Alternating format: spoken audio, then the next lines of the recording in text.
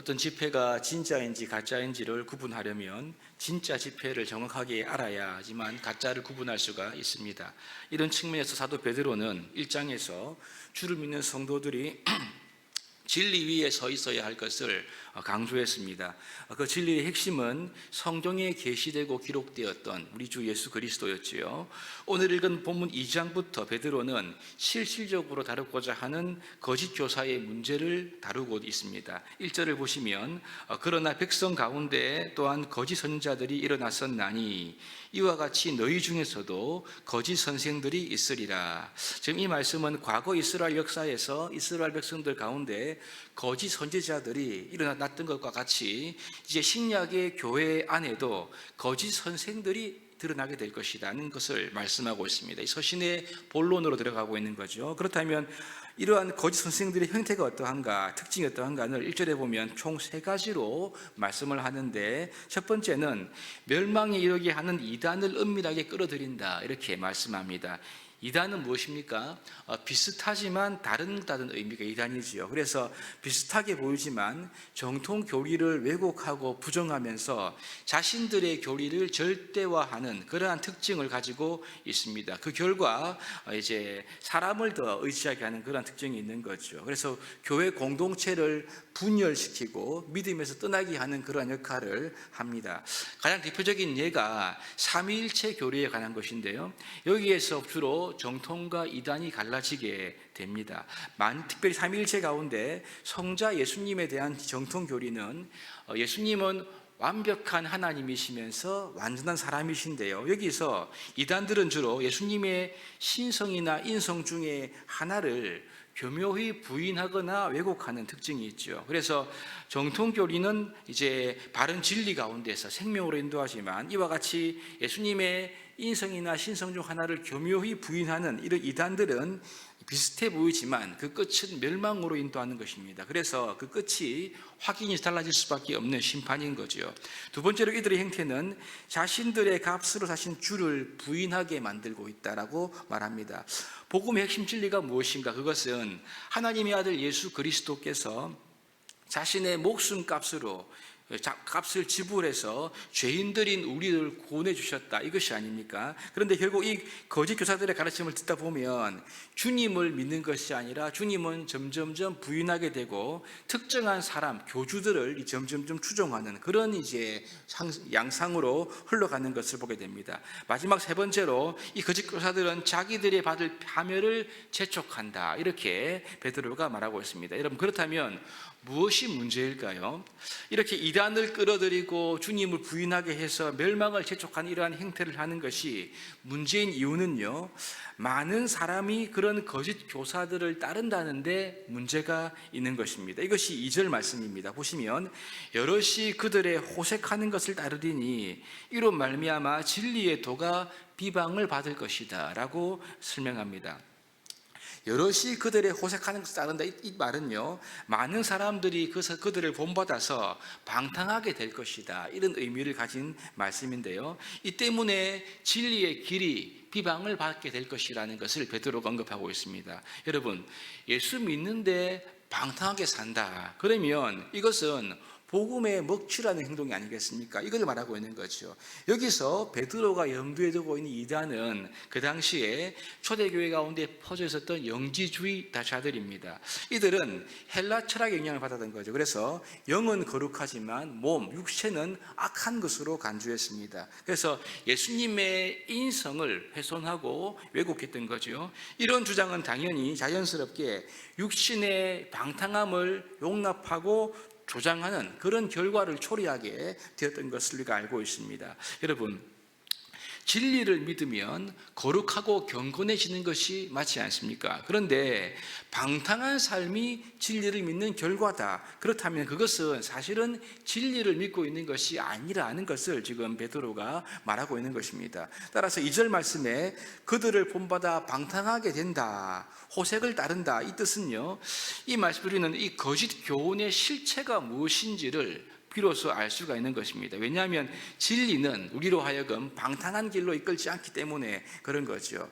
여기에 거짓 선생들의 특징이 있다는 것을 말하고 있는 것입니다. 여러분, 그 특징이 뭐냐면요, 말을 아주 잘 한다는 데 있습니다. 말을 얼마나 잘하는가 하면 3절에 보시면요, 지어낸 말을 가지고 너희로 이득을 삼는다라고 기록하고 있죠. 이 말은 그럴듯한 말로 여러분들의 호주머니를 털어간다는 그런 뜻으로 번역할 수가 있습니다. 그럴듯한 말로 호주머니를 털어갈 정도라고 한다면 거짓 선생들은 그들의 말솜씨가 정말 현란했다는 것을 우리가 충분히 알 수가 있겠지요. 어마어마한 사기꾼과 같다, 그렇게 이해할 수가 있겠습니다. 그런데 여러분, 이러한 현란한 말솜씨의 문제가 또 무엇이냐 하면 그것은 그 지어낸 말이 보면 탐심으로써 말을 지어내는 것이다 라고 분명히 말하고 있습니다. 그러니까 거짓인 거지요. 거짓이니까 말은 잘하고 명분도 있고 신앙적인 것 같이 보이지만 그 깊은 뿌리를 들여다보면 탐심이 자리하고 있더라. 이것이 베드로의 평가인 것입니다. 여러분, 그러므로 바른 교훈을 말하는 사람과 거짓 교훈을 말하는 사람을 어떻게 구분할 수가 있는가? 물론 이 부분에 대해서 우리가 말을 들어서도 구분할 수 있어야 되겠지만, 여러분, 더 나아가 본적인 구분법은요, 그가 탐심을 따르고 방탕한 삶의 열매를 맺는가, 아니면 정말 거룩과 경건한 삶의 열매, 사랑과 섬김과 겸손과 하나님을 닮아가는 그러한 부분이 있는지를 살펴보면 그 말이 참과 거짓인지를 구분할 수가 있다. 이 말씀을 지금 베드로가 계속적으로 하고 있는 것입니다. 여러분, 그렇습니다. 성도들이 진리 위에 서 있으면 거룩과 경건, 사랑과 섬김을 추구하여서 하나님의 성품을 담는 열매를 맺게 되어 있습니다. 그런데 이 진리 위에 서서 하나님을 담는 열매를 맺으면 맺을수록 거짓의 교훈과 실체를, 진짜를 알면 가짜를 알 수 있듯이 쉽게 구분할 수가 있다, 이 말씀을 하고 있는 거죠. 거룩한 척, 경건한 척, 섬기는 척하면서 다른 불순한 의도를 가지고 있는 건지, 아니면 정말 주님으로부터 나오는 성품과 삶으로 주님만을 높이고 진리를 증거하고 있는 것인지를 우리가 그 삶을 통해서 알 수가 있다, 이것을 말하고 있습니다. 그럼에도 불구하고 여러분, 이 2절에서 기록한 대로 많은 사람들이 이 거짓 교사들을 본받아서 방탕하게 될 위험성이 있었기 때문에 베드로는요, 이들에게 예비된 엄중한 심판을 분명히 선언하면서 지금 경계를 하고 있는 거죠. 이것이 오늘 본문 4절부터 마지막 10절 중반부까지에 기록되어 있는 내용입니다.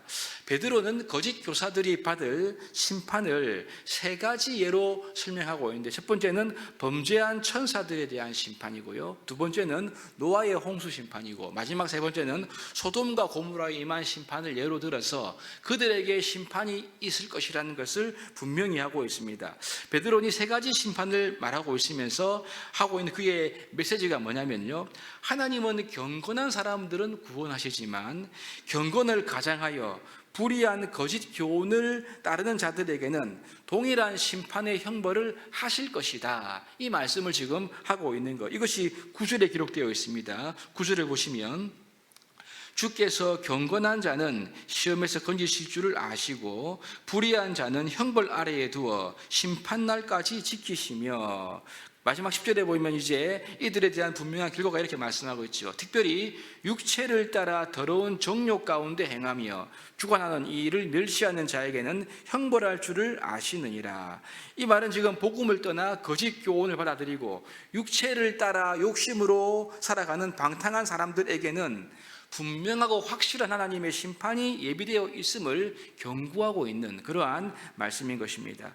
베드로가 이렇게까지 경고하는 이유는 그 신약의 교회 안에는 이단들을 통해서 육신을 따르도록 부추기고 조장하는 이런 것 때문에 이들을 경계하기 위하여 이 경고의 말씀을 지금 기록을 하고 있는 거죠. 여러분, 그렇습니다. 좋은 나무는 그 나무가 맺는 열매를 통해서 알 수가 있습니다. 거짓 교훈은 우리로 하여금 거룩한 척, 경건한 척, 흉내는 내기 하지만 결코 거룩의 열매, 경건의 열매는 맺을 수가 없는 법이지요. 반대로 복음의 진리는 거룩의 열매, 경건의 열매, 사랑의 열매, 성령의 열매를 우리로 하여금 맺게 하는 힘이 있습니다. 우리를 결코 방탕한 삶으로 이끌지 않는다는 말씀인 거죠. 이 새벽에 바른 복음의 역사의 끝은 구원이지만 거짓 교훈의 끝은 멸망과 심판임을 우리가 반드시 기억해야 할 것입니다. 그래서 우리 주 예수 그리스도의 복음의 역사가 우리 안에 온전히 가득하여 하나님의 심판을 부르는 온갖 탐욕과 방탕함과 더러움이 십자가에 다 못 박혀 죽고 우리가 주님을 닮아가는 이 선한 열매, 의의 열매가 우리의 삶 가운데 가득히 맺히기를 기도해야 할 것입니다. 그래서 심판을 이기고 자랑하는 하나님의 신실한 백성들로 세워지는 우리 모두가 될 수 있기를 주님의 이름으로 축복합니다.